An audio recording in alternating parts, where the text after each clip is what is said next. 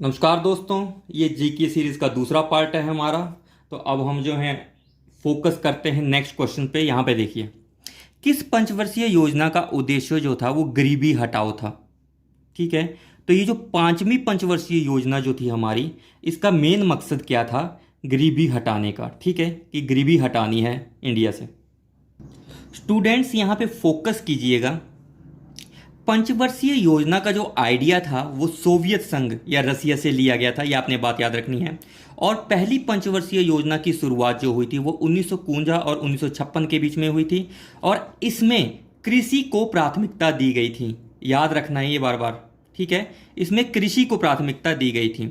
दूसरी पंचवर्षीय योजना जो थी वो 1956 से 1961 के बीच में आई, और इसमें औद्योगिकरण और इंडस्ट्री को बढ़ावा देना, या हम बोल सकते हैं उद्योग धंधे स्थापित करना, या भारी इंजीनियरिंग को जो है वो बढ़ावा देना, इसमें बात की गई थी। ठीक है, तीसरी पंचवर्षीय योजना जो थी वो 1961 से 1966 के बीच में आई, और इसमें उद्योगों और कृषि दोनों के ऊपर जो है वो ध्यान दिया गया। चौथी जब पंचवर्षीय योजना आई 1969 से 1974 के बीच में, इसमें आर्थिक विकास और आत्मनिर्भरता पर बल दिया गया। और पांचवी पंचवर्षीय योजना, जैसा कि एग्जाम में पेपर में पूछा गया कि पांचवी पंचवर्षीय योजना का उद्देश्य क्या था, तो पांचवी पंचवर्षीय योजना जो थी वो 1974 से 1978 के बीच में आई, और इसका मेन मकसद था गरीबी मिटाओ नारा। ठीक है, इसमें गरीबी मिटाओ का नारा दिया गया था, या गरीबी को दूर करना जो था इसका मुख्य उद्देश्य था। तो हमने जो है इन पंचवर्षीय योजनाओं के बारे में पढ़ा।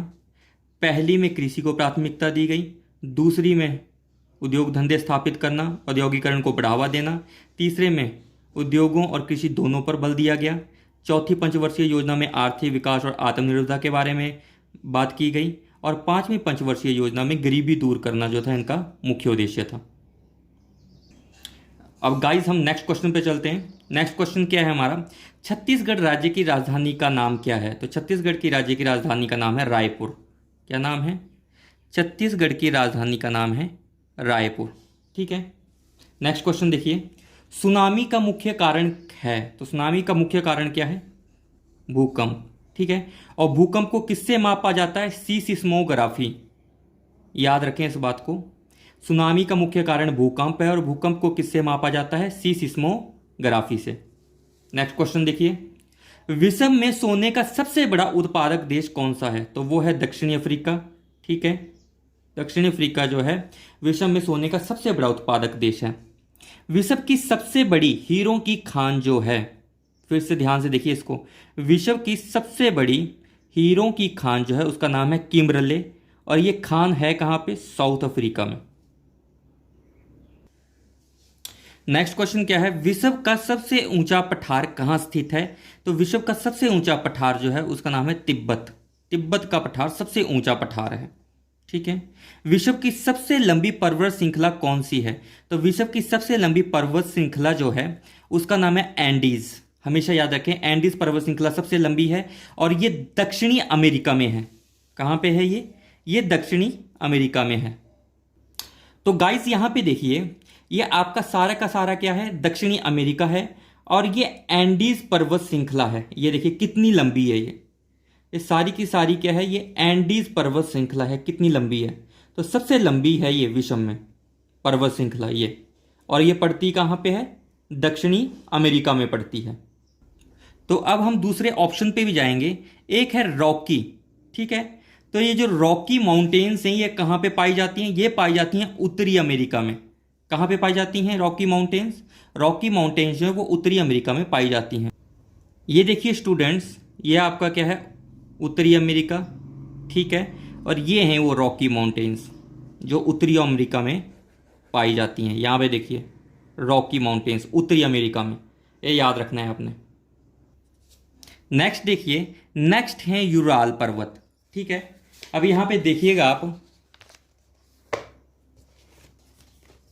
ये आपके पास है यूराल माउंटेन्स। ठीक है, यूराल माउंटेन्स जो हैं वो एशिया को यूरोप से अलग करती हैं। देख लीजिए एक बार, यूराल माउंटेन्स जो हैं वो एशिया को यूरोप से अलग करती हैं। ये है आपका एशिया और ये है यूरोप। तो दोस्तों ये आपके पास है यूराल माउंटेन्स, जैसा कि हमने बात कर ही रहे हैं हम इसके बारे में, यूरोप और एशिया को अलग करती हैं। तो इन सभी के बारे में दोस्तों अब हमें पता लग गया ऑप्शन के बारे में। एंडीज के बारे में पूछेगा तो विश्व की सबसे लंबी पर्वत श्रृंखला है, दक्षिणी अमेरिका में पाई जाती है। रॉकी माउंटेन्स के बारे में पूछेगा तो ये उत्तरी अमेरिका में पाए जाते हैं। अगर यूराल पर्वत के बारे में पूछेगा तो यूराल पर्वत जो है यूरोप को एशिया से अलग करते हैं। नेक्स्ट क्वेश्चन देखिए, पुष्कर झील कहाँ पर स्थित है? तो पुष्कर झील जो दोस्तों राजस्थान में है, ये बात आपने याद रखनी है। कहाँ पे है ये? राजस्थान में।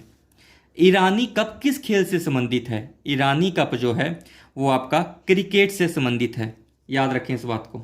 ईरानी कप जो है आपका क्रिकेट से संबंधित है। हिमाचल प्रदेश की पहली विधानसभा किस वर्ष स्थापित हुई? तो यहां पे देखिए, हिमाचल प्रदेश की पहली विधानसभा जो है दोस्तों 1952 में स्थापित हुई थी, ठीक है। और इस विधानसभा के पहले जो अध्यक्ष थे उनका नाम था पंडित जयवंत राम। ये भी क्वेश्चन कई बार पूछा जाता है। और पहली महिला अध्यक्ष के बारे में पूछेंगे कि विधानसभा की पहली महिला अध्यक्ष कौन थी हिमाचल प्रदेश की, तो उनका नाम था विद्या स्टोक्स। और वर्तमान में अगर पूछ लिया जाएगा तो उनका नाम है विपिन सिंह परमार। तो ये बातें तीनों याद रखनी है कि हिमाचल प्रदेश में विधानसभा जो है कब गठित की गई थी? 1952 में। विधानसभा के पहले अध्यक्ष जो थे उनका नाम था पंडित जयवंत राम। पहली महिला अध्यक्ष जो थी उनका नाम था विद्या स्टोक्स। और वर्तमान में अभी जो है उनका नाम है विपिन सिंह परमार। नेक्स्ट क्वेश्चन क्या है हमारे पास? मंडी में शिवरात्रि मेले की शुरुआत किसने की थी? ठीक है, तो यहाँ पे देखिए, शिवरात्रि मेले की शुरुआत जो है वो राजा अजवर सेन जी ने की थी, ठीक है। और मंडी शहर की स्थापना का श्रेय जो जाता है वो भी अजवर सेन जी को ही जाता है, ठीक है। और भूतनाथ टेम्पल का निर्माण जो है वो भी अजवर सेन ने ही करवाया था। तो तीनों बातें याद रखनी है कि शिवरात्रि मेले की शुरुआत जो है अजवर सेन ने करवाई थी, मंडी शहर की स्थापना का श्रेय जो जाता है वो अजवर सेन को ही जाता है, और भूतनाथ टेम्पल का निर्माण भी इन्होंने ही करवाया था। अब हम नेक्स्ट क्वेश्चन पे चलते हैं। पश्चिम बंगाल की शोक नदी कौन सी है? तो पश्चिम बंगाल की शोक नदी किसे कहा जाता है? दामोदर को। दामोदर को पश्चिम बंगाल की शोक नदी के नाम से भी जाना जाता है। अगर आपसे पूछेगा बिहार की शोक नदी कौन सी है, तो उसका नाम है कोसी, याद रखें बिल्कुल। मिट्टी की कौन सी किस्म भारत के अधिकतर हिस्से में पाई जाती है? वो है जलोढ़ मिट्टी। जलोढ़ मिट्टी जो है भारत में सबसे ज़्यादा पाई जाती है, कम से कम पूरे क्षेत्रफल का देखा जाए तो 43.7% हिस्से पे जो है ये जलोढ़ मिट्टी ही पाई जाती है। लाल मिट्टी जो होती है वो 18.6% हिस्से पे पाई जाती है, और काली मिट्टी जो है 16.6% हिस्से पे पाई जाती है। नेक्स्ट क्वेश्चन देखते हैं। शीतकाल में बोई जाने वाली फसलों को क्या कहते हैं? ठीक है, तो उसे रबी की फसल, याद रखना है। रबी की फसलें जो होती हैं वो शीत ऋतु की फसलें होती हैं। और तब क्या बोया जाता है? गेहूं बोया जाता है, जौ बोया जाता है, पीली सरसों बोई जाती है। और खरीफ की फसल जो होती है वो वर्षा ऋतु की फसल होती है, बिल्कुल याद रखना है ये, ठीक है। जैसे कि इसमें मक्का बोया जाता है, चावल बोया जाता है, ज्वार बाजरा और गन्ना बोया जाता है। यहाँ पे सिर्फ एक बात याद रखें कि रबी की फसल जो होती है वो शीत ऋतु की फसल होती है। आपको पता लग जाएगा शीत ऋतु में क्या क्या बोया जाता है। और खरीफ की फसल जो होती है वो वर्षा ऋतु की फसल होती है, और आपको पता है कि वर्षा में ऋतु में क्या क्या बोया जाता है। यहाँ पे देखिए नेक्स्ट क्वेश्चन, किस सागर को रोमन साम्राज्य का हृदय माना जाता है? भूमध्य सागर, या आप बोल सकते हो मेडिटेरियन सी, ठीक है। नेक्स्ट क्वेश्चन देखिए, कोलंबस नामक प्रसिद्ध खोजी व नाविक किस देश का था? कोलंबस नामक प्रसिद्ध खोजी व नाविक किस देश का था? इटली का था, ये याद रखनी है बात। धौलावीरा कहाँ स्थित है? तो धौलावीरा जो है वो गुजरात में स्थित है, इस बात को भी याद रखें। अब हम नेक्स्ट क्वेश्चन पे फोकस करते हैं स्टूडेंट्स। नेक्स्ट क्वेश्चन क्या है?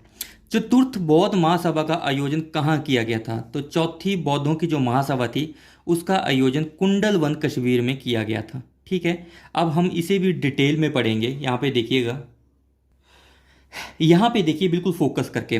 बौद्धों की पहली महासभा जो हुई थी या संगीति जो हुई थी वो कहाँ पे हुई थी? प्लेस क्या था? राजगिरी में हुई थी।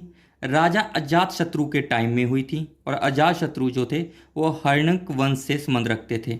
और वहाँ के अध्यक्ष कौन थे उस महासभा के? महाकश्यप। फिर से देख लें इस बात को, बौद्धों की पहली महासभा जो हुई थी राजगिरी में हुई थी। राजा अजातशत्रु थे, हर्णक वंश जो थे, हड़प्पा वंश से ये संबंध रखते थे और वहाँ के अध्यक्ष कौन थे? महाकश्यप। बौद्धों की दूसरी महासभा जो हुई थी वैशाली में, बिहार में हुई थी। काल शोक के टाइम में हुई थी ये, और काल शोक जो था वो शिशुनाग वंश से संबंध रखता था, ठीक है। और इसके अध्यक्ष कौन थे? शबा कमीर। तीसरी महासभा के बारे में बात करें तो तीसरी महासभा जो है वो पाटलिपुत्र मगध में हुई थी, अशोक के टाइम में हुई थी, ठीक है। और उसके कौन अध्यक्ष थे? मोगलीपीतुस। कौन थे? मोगलीपीतुस। अब जो क्वेश्चन एग्जाम में पूछा गया कि बौद्धों की चौथी महासभा जो थी वो कहाँ पे हुई थी, तो वो हुई थी कुंडलवन, कश्मीर में हुई थी। और वहाँ का वो किस राजा के टाइम में हुई थी? कनिष्क के काल में हुई थी। और कनिष्क जो था वो कुषाण वंश से संबंध रखता था। और उसमें अध्यक्ष कौन थे महासभा के? महासभा के अध्यक्ष थे आपके वसुमित्र। तो ध्यान रखें बिल्कुल से, एक बार पॉज करके जो है एक बार याद कर लें इसे। नेक्स्ट क्वेश्चन पे चलते हैं स्टूडेंट्स। हम्पी कहाँ की राजधानी थी? तो हम्पी जो राजधानी थी वो विजयनगर साम्राज्य की थी, ठीक है। नेक्स्ट क्वेश्चन देखिए, बिल्कुल वन लाइनर क्वेश्चन है। चैतन्य महाप्रभु कहाँ के रहने वाले थे? तो चैतन्य महाप्रभु जो थे वो बंगाल के रहने वाले थे। नेक्स्ट क्वेश्चन आपके पास क्या है? हड़प्पा सभ्यता के किस स्थल पर घोड़े के अवशेष मिले हैं? तो हड़प्पा सभ्यता में देखा जाए तो घोड़े के जो अवशेष मिले हैं वो सुरकोटड़ा में मिले हैं। कहाँ पे मिले हैं? सुरकोटड़ा में मिले हैं। इसे हम थोड़ा डिटेल में पढ़ते हैं। देखिए यहाँ पे देखिए, हड़प्पा संस्कृति या हड़प्पा सभ्यता में अगर पूछेगा कि घोड़े के अवशेष कहाँ मिले हैं, तो घोड़े के अवशेष जो हैं वो सुरकोटड़ा में मिले हैं। हड़प्पा सभ्यता में जौ की जो खेती है उसके साक्ष्य कहाँ मिले हैं? बनावली में। चावल की खेती के साक्ष्य कहाँ मिलते हैं? तो वो मिलते हैं लोथल में। ये भी पूछा जा सकता है।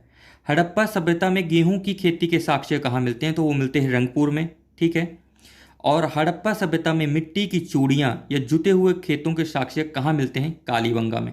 फिर से एक बात देख लें, अगर पीछे वाले एग्जाम में पूछा गया कि घोड़े के अवशेष कहाँ मिले थे? सुरकोटड़ा में। तो इस बार पूछा जा सकता है कि जौ की जो खेती थी उसके साक्ष्य कहाँ मिले हैं? बनावली में। चावल के बारे में पूछेगा कि चावल की खेती के बारे में पूछेगा तो चावल की खेती के साक्ष्य मिले थे लोथल में। ये भी पूछा जा सकता है। गेहूं के खेती के बारे में पूछेगा तो रंगपुर में। कालीबंगा, कालीबंगा में क्या क्या मिला है? मिट्टी की चूड़ियाँ और जुते हुए खेत, ठीक है। काली मिट्टी की चूड़ियाँ और जुते हुए खेत, इनमें से कोई भी क्वेश्चन जो है वो पूछा जा सकता है। नेक्स्ट क्वेश्चन देखिए स्टूडेंट्स, संपूर्ण क्रांति का आह्वान किसने किया? ये बार बार क्वेश्चन पूछा जाता है कि संपूर्ण क्रांति का आह्वान किसने किया था? जयप्रकाश नारायण ने। फिर से याद रखें, संपूर्ण क्रांति का आह्वान किसने किया था? जयप्रकाश नारायण ने। भारतीय संविधान में मौलिक अधिकार किस भाग में अंकित किए गए हैं? मैंने पिछली वीडियो में भी जो है बहुत ज़्यादा पढ़ाया है इसके बारे में, लेकिन एक बार दोबारा देख लीजिए। ये जो मौलिक अधिकार हैं या जो हमारे फंडामेंटल राइट्स हैं, इनको लिया कहाँ से गया है? यूएसए से लिया गया है। हमारे पास 6 फंडामेंटल राइट्स हैं और इन मौलिक अधिकारों को पार्ट 3 में 12 से लेकर 35 के बीच में एक्सप्लेन किया गया है। तो क्वेश्चन में यही पूछा गया कि जो फंडामेंटल राइट्स हैं ये किस भाग में अंकित किए गए हैं? तो पार्ट 3 में, या आप बोल सकते हो भाग 3 में अंकित किया गया है इनको। भाग 3 में 12 से लेकर 35 के बीच में इनको एक्सप्लेन किया गया है। तो ये क्वेश्चन भी हो गया हमारा कि मौलिक अधिकारों को किस भाग में अंकित किया गया है? तो पार्ट 3 में, ठीक है दोस्तों। तो दोस्तों अब इस वीडियो का तीसरा पार्ट भी जो है बहुत जल्द आएगा, साथ में ही आएगा। अगर आपको वीडियो अच्छी लगती है तो वीडियो को लाइक कीजिए, शेयर कीजिए, सब्सक्राइब कीजिए और सब्सक्राइब करना ना भूलें।